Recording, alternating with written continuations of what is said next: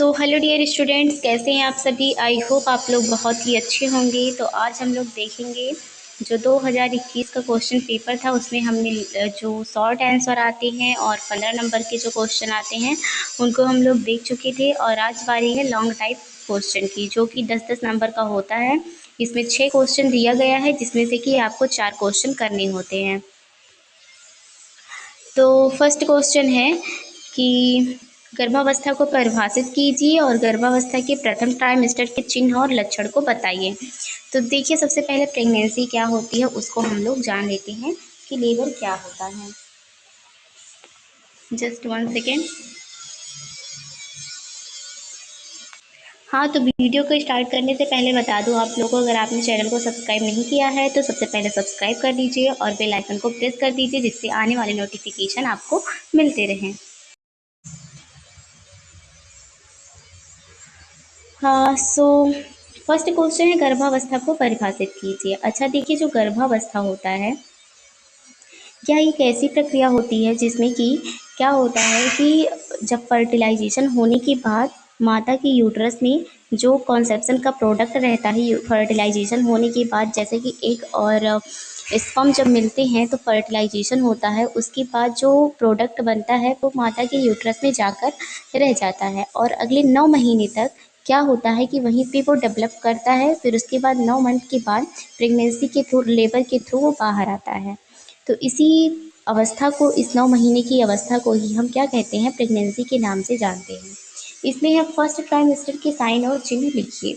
तो देखिए, जो फर्स्ट ट्राइमेस्टर होता है, प्रथम 3 माह का जो समय होता है, उसको हम फर्स्ट ट्राइमेस्टर के अंतर्गत रखते हैं। उसमें क्या क्या चीज़ें होती हैं उनको हम जान लेते हैं। तो देखिए, वैसे तो बात करें अगर गर्भावस्था की, तो इसमें कुल मिला के 3 ट्राइमेस्टर होते हैं, जिसमें कि पहला जो ट्राइमेस्टर होता है वो 0 से 12 वीक का होता है। सेकेंड ट्राइमेस्टर 13 to 18 वीक का होता है।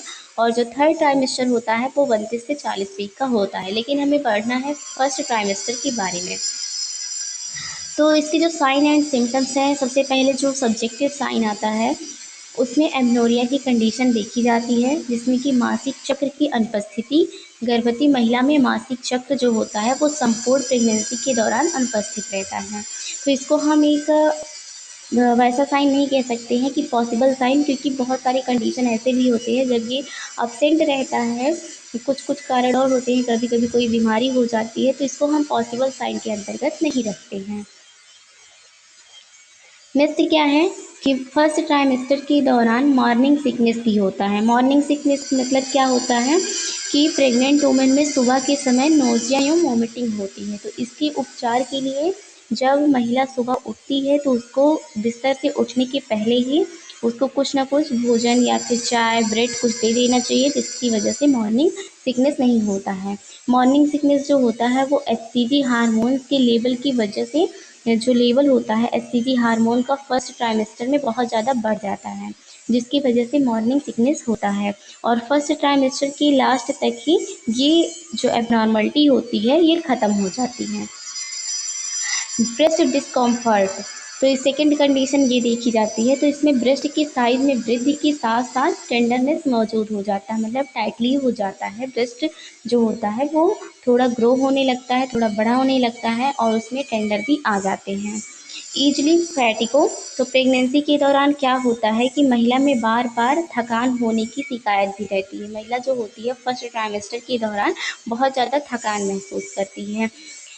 और क्या होता है कि कॉन्स्टिपेशन हो जाता है, जैसे कि इंटेस्टाइन जो होता है वो ऊपर की तरफ आ जाता है, जिसकी तरफ से मतलब प्रेशर जो होता है वो बहुत ज़्यादा बन जाता है। तो इसकी वजह से स्टमक का जो भोज्य पदार्थ रहता है वो अच्छे तरीके से डाइजेस्ट ना होने की वजह से कॉन्स्टिपेशन की शिकायत होती है। तो फर्स्ट ट्राइमेस्टर में आप जान सकते हैं कि पहली जितने भी माइनर एलिमेंट्स होते हैं, जितने भी ये माइनर डिसऑर्डर होते हैं, वो फर्स्ट ट्राइमेस्टर के अंतर्गत लगभग देखे जाते हैं। तो फर्स्ट ट्राइमेस्टर में ये सब चेंजेस होते हैं। और बाकी बात करें कि जो पॉसिबल साइन होता है, वो पॉसिबल साइन जो होता है वो सेकेंड ट्राइमेस्टर के अंतर्गत आता है। तो फर्स्ट ट्राइमेस्टर में यही सब चीज़ें होती हैं। आई होप आप लोगों को समझ में आया होगा। नेक्स्ट क्या है, ऑब्जेक्टिव साइन। तो ऑब्जेक्टिव साइन में मतलब साइन भी इसमें जो फर्स्ट ट्राइमेस्टर में साइन होती है, मतलब फर्स्ट ट्राइमेस्टर का मतलब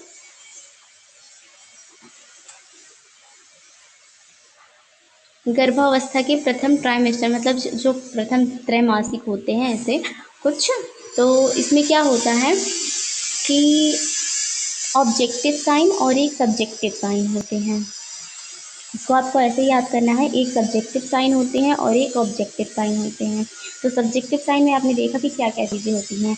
ऑब्जेक्टिव साइन में स्तनों का परिवर्तन होता है, ब्रेस्ट में चेंजेस होते हैं, गर्भाशयी सही चिन्ह हो का पता चलता है, सर्वाइकल चिन्ह मतलब सर्वाइकल में भी जो चेंजेस होते हैं उसके साइन एंड सिम्टम्स के बारे में पता चलता है, और वेजाइनल साइन से भी कुछ चीज़ें पता चलती हैं। तो ये होते हैं चेंजेस।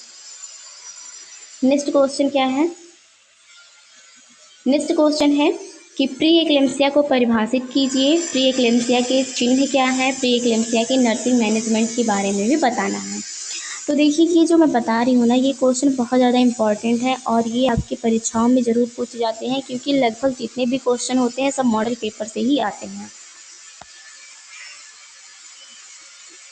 तो बात करें प्री एक्लेम्सिया की, तो देखिए यह एक ऐसी कंडीशन होती है जो केवल प्रेग्नेंट वुमेन में ही पाई जाती है। जब किसी फीमेल की प्रेगनेंसी 20 जब किसी फीमेल की जो प्रेगनेंसी होती है वो 20 वीक या फिर इसका जो सेकेंड या थर्ड ट्राइमेस्टर हो जाता है, तो उस समय इसके अंदर प्री एक्लेम्सिया के साइन एंड सिम्टम्स देखने को मिलते हैं। प्री एक्लेम्सिया सबसे ज़्यादा 32 वीक जब हो जाती है तो उस समय होने के चांसेस रहते हैं। 32 वीक में 80% चांसेस होते हैं कि प्री एक्लेम्सिया होने के, मतलब एक्लेम्सिया भी होता है, एक प्री एक्लेम्सिया होता है। एक्लेम्सिया वह होता है जो प्रेगनेंसी की, जैसे कि जब लेबर हो जाता है उसके बाद जो ये झटका, हाइपरटेंशन और प्रोटीन यूरिया, ये सब जो चीज़ें आती हैं, ये सब जो कंडीशन होते हैं, तो ये जब लेबर के बाद स्टार्ट होता है तो उसको एक्लेम्सिया कहते हैं। लेकिन जब लेबर की प्रक्रिया स्टार्ट होने से पहले ये चीज़ें स्टार्ट हो जाती हैं, ये सब चक्कर वगैरह आना, दौरा पड़ना, बीपी ज़्यादा होना, ये सब चीज़ें बहुत ज़्यादा होने लगती हैं, तो उसको हम प्री एक्लेम्सिया के नाम से जानते हैं। तो इसमें स्पेशली 3 साइन देखने को मिलते हैं, जिसमें है कि हाइपरटेंशन मतलब बीपी का बहुत ज़्यादा बढ़ जाना, प्रोटीन यूरिया और एडिमा। यदि इसका समय से इलाज ना करें तो यह एक्लेम्सिया में चेंज हो जाता है, मतलब प्री एक्लेम्सिया भी एक्लेम्सिया का रूप रख लेता है। और एक्लेम्सिया एक फीमेल के लिए ज़्यादा लाइफ थ्रेटनिंग कंडीशन हो जाती है, मतलब जो महिला होती है उसकी मृत्यु तक हो सकती है इसकी वजह से। जो प्रेमिग्रेविडा मतलब जो पहली बार फीमेल जो होती हैं वो प्रेग्नेंट हुई रहती हैं, तो उसमें बहुत ज़्यादा चांस होते हैं कि प्री एक्लेम्सिया होने के। लेकिन जो मल्टीग्रेविडा मतलब जो एक दो बच्चे को जन्म दे दी रहती हैं उसके बाद से तीसरा या चौथा बेबी उनका रहता है, तो उनमें कम चांसेस होते हैं प्री एक्लेम्सिया होने के। नेक्स्ट क्या है, अब इसकी मैनेजमेंट की बात करें हम कि इसका मैनेजमेंट क्या हो सकता है। पहले इसके हम टाइप्स को जान लेते हैं, फिर उसके बाद कॉजेज़ को जानेंगे, उसके बाद हम इसके मैनेजमेंट को जानेंगे, ठीक है। तो देखिए इसका जो टाइप्स होता है, एक माइल्ड प्री एक्लेम्सिया होता है, एक सीवियर मतलब एक थोड़ा प्री एक्लेम्सिया होता है, और एक बहुत ज़्यादा। तो यदि इन दोनों का समय रहते इलाज नहीं किया जाता है तो यही एक्लेम्सिया में चेंज हो जाता है और एक्लेम्सिया में ज़्यादा मैनेजमेंट की ज़रूरत पड़ती है।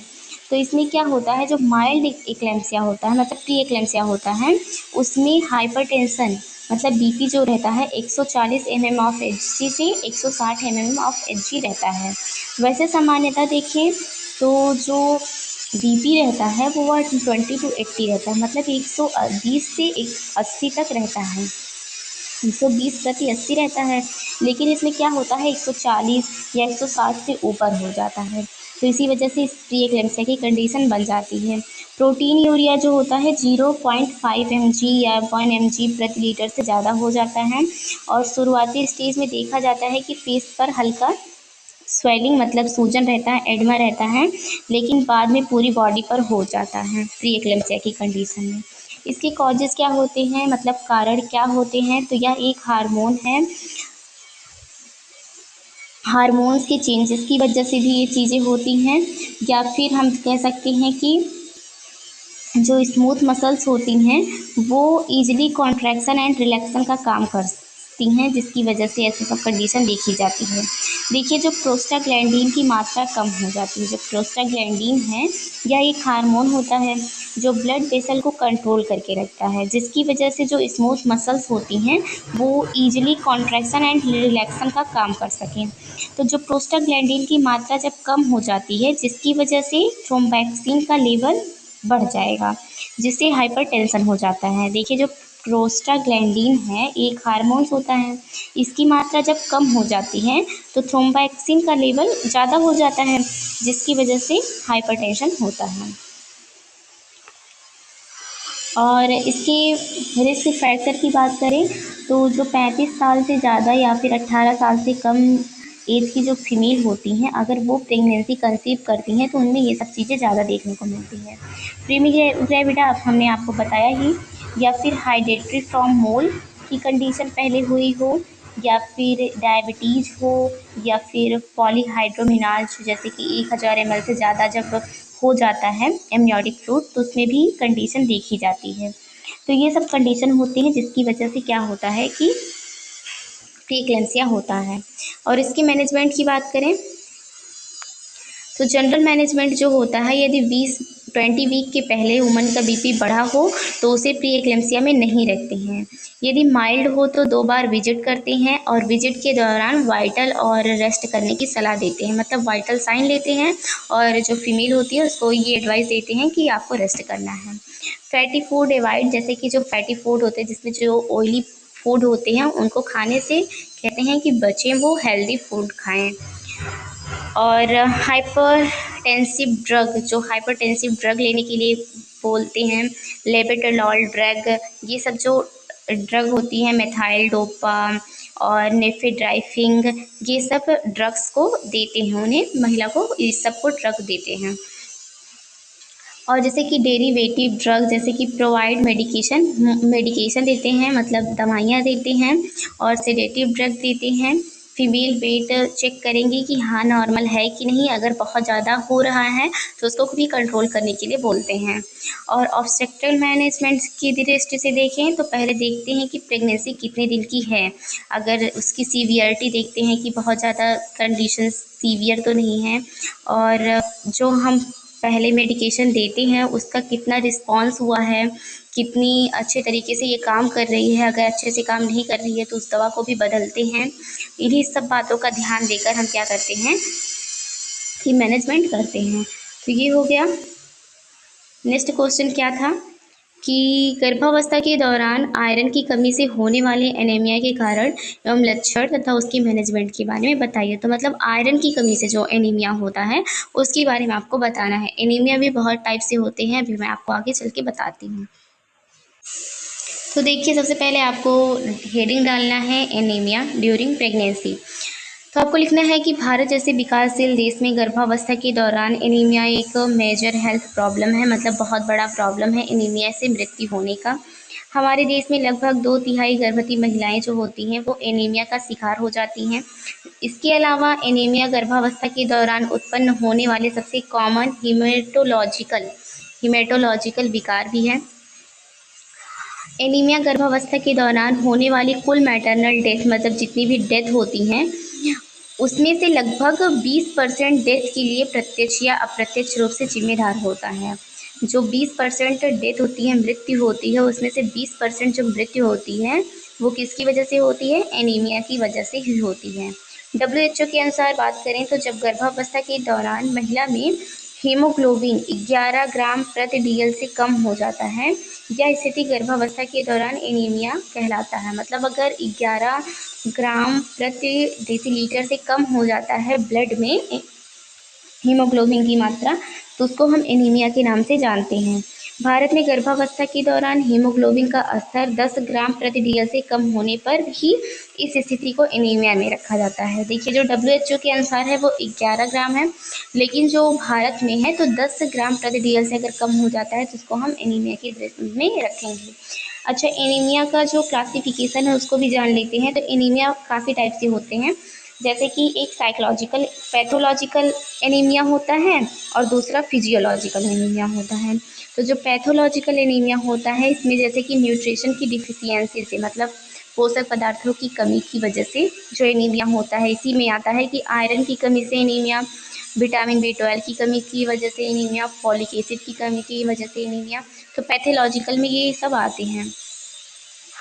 और जो एक होता है फिजियोलॉजिकल एनीमिया, तो इसमें ब्लड वॉल्यूम में लगभग 30 से 40% की वृद्धि होती है।